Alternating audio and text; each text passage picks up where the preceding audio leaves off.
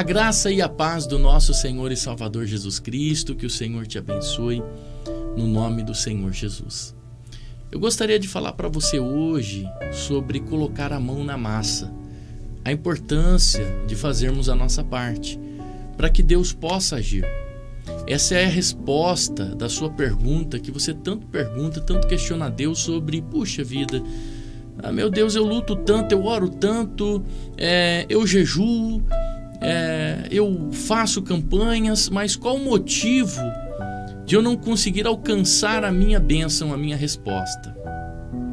Bom, para que você entenda, eu quero contar uma história para você que não sou eu quem conta, é a Midrash, sobre a história de Moisés. Nós sabemos que a Torá, ela sofreu algumas edições pelos israelitas para que ela pudesse chegar ao público, né? Mas a Midrash, ela conta a história de quando Moisés ele queria levantar o tabernáculo.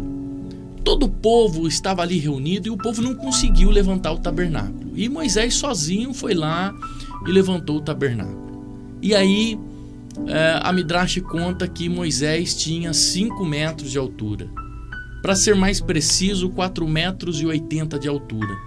Será mesmo que Moisés tinha 4,80 metros de altura? Porque ele foi lá sozinho e levantou as tábuas do tabernáculo, aquilo que o povo não conseguiu fazer, ele foi lá sozinho e levantou o tabernáculo, né? Então essa é a explicação da Midrash, a altura de Moisés, que fez com que ele pegasse aquilo e colocasse ali de cima para baixo e montasse aquilo ali com muita precisão. Será mesmo? Porque Moisés, na sua época, ele venceu um gigante chamado Og, né? Esse gigante foi um dos sobreviventes do dilúvio e conta-se a Midrash que esse sobrevivente, ele se arrependeu dos seus pecados, ele fez uma techuvá. A techuvá foi nas águas do dilúvio e ele chegou até Noé e disse para Noé que ele queria ser salvo e Noé disse: olha, não posso colocar você na arca, não tem como eu colocar você na arca, você é muito grande. Então conta-se a Midrash que ele se agarrou na arca, né, por ser um gigante ali de 5 metros de altura, e Moisés, ou melhor, Noé o alimentava, né? E foi esse mesmo gigante que pelejou contra Moisés. Og, ele era, segundo a Midrash, ele era rei em Baxá, ao leste do Jordão. E conta-se que ele, vendo o povo israelita avançar, ele disse assim: eu vou colocar um ponto final nessa história, eu vou derrotar esses israelitas e pronto, resolveu o problema. Então conta-se a história que ele pegou uma montanha, abraçou uma montanha e, abraçando essa montanha, ele arranca para jogar sobre os israelitas e acabar com tudo, resolver a história, cessar a guerra. Mas conta-se que Moisés, ele invoca um dos 72 nomes de Deus e formigas sobem naquela montanha, afofa toda aquela montanha e aquela montanha cai sobre a cabeça dele. Os dentes dele saem para fora, é aí que está a explicação lá do Salmo 3, né? Os dentes, quebrou os seus dentes, mas ali na tradução do hebraico é shivar vartá, ou seja, os seus dentes se esticaram, né? E Moisés dá um pulo com vara e fere aquele gigante mortalmente e cai, aquele gigante cai morto. Então, se Moisés havia derrotado o gigante, ele também era um gigante, assim diz a Midrash, né? Mas o que Rashi explica sobre esta questão do gigante? Se Moisés era gigante, se Moisés enfrentou Og. Ora, de fato houve a edição de Og, mas a Midrash explica sobre Og, o Nefilim, né? Então, se Moisés venceu Og, como é possível então, sendo ele de uma estatura normal, né, uma estatura mediana, como poderia ele então vencer um gigante, né? Então Rav, ele vai explicar e ele vai usar algumas questões que nós vamos usar agora, por exemplo, do Rumash, para poder explicar essa questão de Moisés ser grande ou não. Moisés era grande, era gigante ou não. Então entenda que Moisés, para que ele vencesse esse gigante, ele precisou fazer uma coisa. Ele precisou invocar o nome de Deus. Para Moisés colocar as tábuas do tabernáculo em pé, ele precisou. Tudo aquilo que o povo não conseguiu, ele foi lá e fez. Era então Moisés de 4,80 metros para poder vencer Og, o rei de Barchar. Toda vez que nós lermos a história de Moisés, para que seja realizado um feito impossível, nós vemos que Moisés ele invoca a Deus. E nessa questão da invocação a Yahweh, ele usa um dos 72 nomes de Deus. Então veja bem, Moisés também se deparou com uma outra situação que era impossível dele fazer. Moisés estava diante do povo, vinha atrás Faraó, né? E estavam diante do Mar Vermelho, e o Mar Vermelho precisava abrir. Mas como Moisés iria abrir o mar? Então Moisés invoca a Deus usando os 72 nomes de Deus, e ele toca na água e as águas se abrem. O que a Midrash quer dizer sobre a grandeza de Moisés não era a sua grandeza de estatura, mas sim a sua grandeza espiritual. Essa é a explicação de Rashi. A grandeza espiritual que Moisés tinha ao invocar o nome de Deus em situações limítrofes da sua vida. Por exemplo, ele clama a Deus e Deus diz assim: coloca a mão, que eu vou fazer. Foi isso que aconteceu com as tábuas do tabernáculo. O povo não conseguia, aquilo era impossível a Moisés. Deus, ele vai falar com Deus, ele vai clamar a Deus, e Deus diz assim para ele: coloca a mão, que eu vou colocar essas tábuas de pé. Então Moisés, ele ora, coloca a mão e Deus coloca as tábuas de pé. A mesma coisa acontece com Og. Coloca as mãos e eu vou colocar Og, o gigante, por terra. Foi isso que aconteceu com Davi, quando foi enfrentar o gigante. Coloca as mãos e eu vou ser contigo. Assim aconteceu para que as águas fossem divididas. Moisés, ele também teve uma outra situação que, por exemplo, que ele não conseguiu fazer. Quando Deus dá a ordenança para ele construir os utensílios do templo, há um utensílio que Moisés não consegue fazer. Quem que lembra desse utensílio que Moisés não consegue fazer? Vamos lá, testando o seu conhecimento, né? Relembrando os textos. Moisés, ele não consegue fazer a menorá, porque a menorá precisava ser feita de ouro puro batido, ela tinha que ser oca e não podia ser soldada, ela tinha que ser feita por inteira, ela não podia ter emenda. E Moisés, ele não consegue fazer.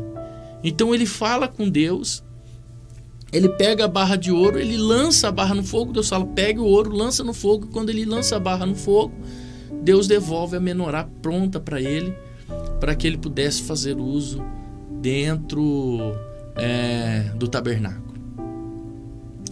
Então, todas as vezes que servos de Deus encontraram-se em situações que eles não podiam fazer nada, eles clamaram a Deus.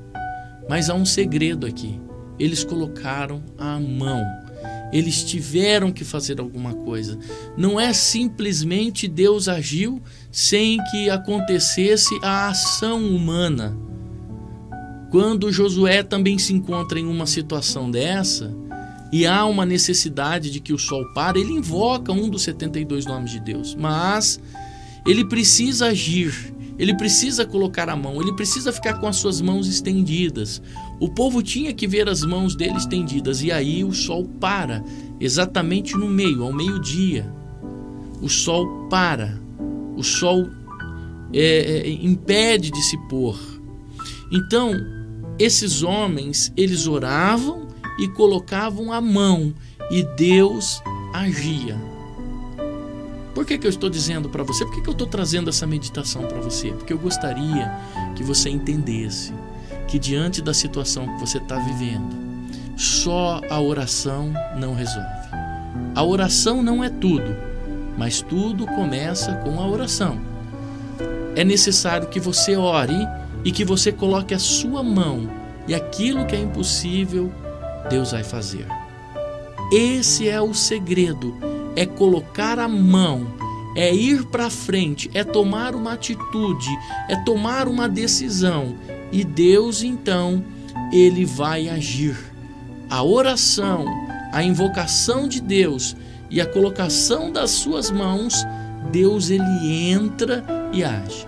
Foi assim que aconteceu para que as tábuas do tabernáculo fossem erguidas. Foi assim que aconteceu para que o mar fosse aberto. Foi assim que aconteceu para que o sol parasse, e por aí vai. Foi assim que aconteceu para que caísse fogo do céu diante da oração de Elias. Então sempre houve o manifestar humano, sempre houve a posição humana, sempre houve uma atitude. É o que Deus te convida nesse momento, para que você tome uma atitude, para que você não fique só orando, não, mas para que você ore e tome uma atitude, para que você vá à frente e vai acontecer o que aconteceu no Salmo 3. Deus vai quebrar os dentes, vai fazer um shivar vartar, vai esticar, pegar pelos dentes os inimigos, destruir os empecilhos que há na frente e vai colocar você em pé. Pense nisso, tome uma atitude. Isso muda. Talvez você está aí agora, você se preparou, você se capacitou, você é uma pessoa que fez uma faculdade, um estudo, mas a sua vida profissional está travada. E você está orando, você continua orando, mas é orar e falar com Deus. Eu vou colocar a minha mão, e aquilo que é impossível, Deus vai colocar as mãos, Deus vai fazer aquilo que é impossível. Talvez esteja assim na sua vida sentimental, na sua vida na saúde, talvez esteja assim na enfermidade que você está passando. Você fala assim: meu Deus, eu estou há tantos anos com essa enfermidade, eu estou orando, eu estou pedindo para que essa enfermidade seja vencida, para que essa enfermidade seja destruída. Meu Deus, eu oro, eu faço campanha, eu subo no monte, mas eu não tomo uma atitude, eu não tomo uma ação, e é importante nós tomarmos ação. É importante eu tomar uma atitude.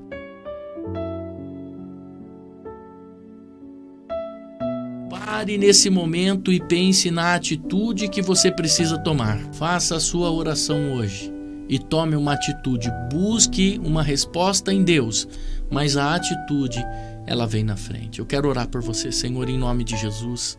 Ajuda agora, meu Deus, essa pessoa a tomar uma atitude diante da oração, diante daquilo que ela fizer, porque o Senhor disse para Moshe, para Moisés: porque clamas a mim?